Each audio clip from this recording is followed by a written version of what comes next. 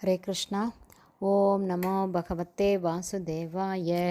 நாராயணம் நமஸ்கிருத்யம் நரம் சைவ நரோத்தமம் தேவீம் சரஸ்வதீம் யாசம் ததோ ஜெயம் உதீரயேத்.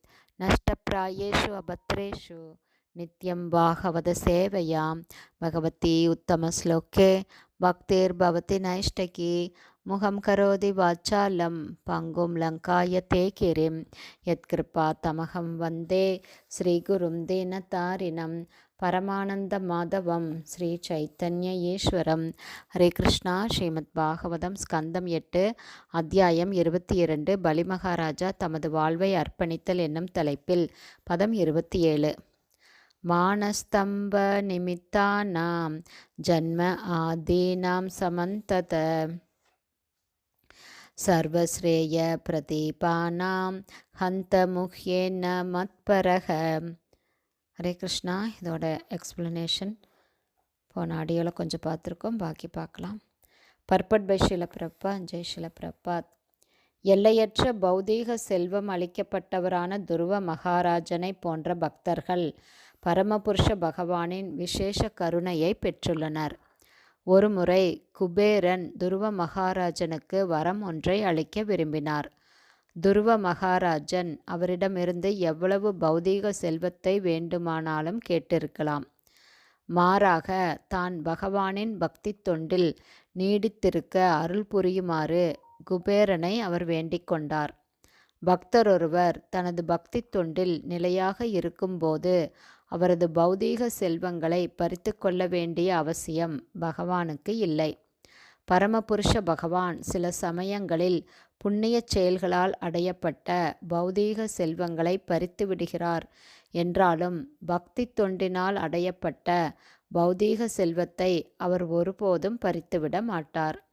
ஒரு பக்தனை கர்வமற்றவனாக செய்யவோ அல்லது பக்தி தொண்டின் உயர்ந்த நிலையில் அவனை வைப்பதற்காகவோதான் பகவான் அப்படி செய்கிறார். விசேஷமான பக்தர் ஒருவர் பிரச்சாரம் செய்ய வேண்டியவராக இருந்தும் அவரது குடும்ப வாழ்வையோ அல்லது பௌதீக செல்வங்களையோ விடாப்பிடியாக பிடித்து கொண்டிருப்பாரானால் பகவான் நிச்சயமாக அவரது பௌதீக செல்வங்களை பறித்து அவரை பக்தி தொண்டில் நிலைநிறுத்துகிறார். இவ்வாறு கிருஷ்ண உணர்வை பரப்புவதில் தூய பக்தர் முழுமையாக ஈடுபட்டு விடுகிறார். பதம் 28. ஏஷ தானவ தைத்யானாம் அக்ரணீக கீர்த்திவர்தன அஜய்ஷீத் அஜயாம் மாயாம் சீதன் அபி ந முஹ்யதி.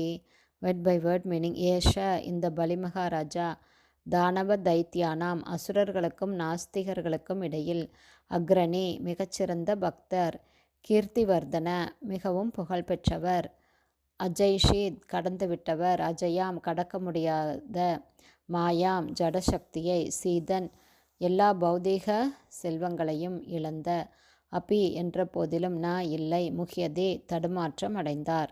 டிரான்ஸ்லேஷன்.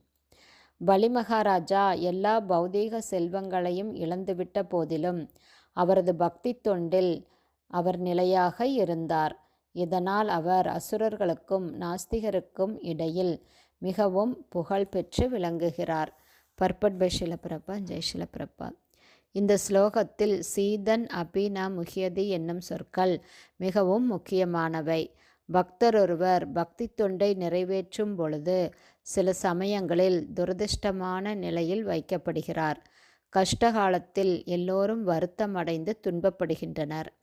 ஆனால் பகவானின் கருணையால் பக்தன் ஒருவன் மிக மோசமான நிலையிலும் இது பகவானால் அளிக்கப்படும் ஒரு கடும் சோதனை என்பதை புரிந்து கொள்கிறான். பின்வரும் ஸ்லோகங்களில் விளக்கப்படுவது போல பலிமகாராஜா இத்தகைய சோதனைகள் அனைத்திலும் தேர்வு பெற்றார். ஹரே கிருஷ்ணா. ஸ்ரீமத் பாகவதம் ஸ்கந்தம் 8 அத்தியாயம் 22 பலிமகாராஜா தமது வாழ்வை அர்ப்பணித்தல் என்னும் தலைப்பில் பதங்கள் 27, 28 உடைய ஸ்ரீல பக்திவேதாந்த சுவாமி பிரபுபாதாவின் விளக்க உரை இத்துடன் நிறைவடைந்தது. ஹரி போல்.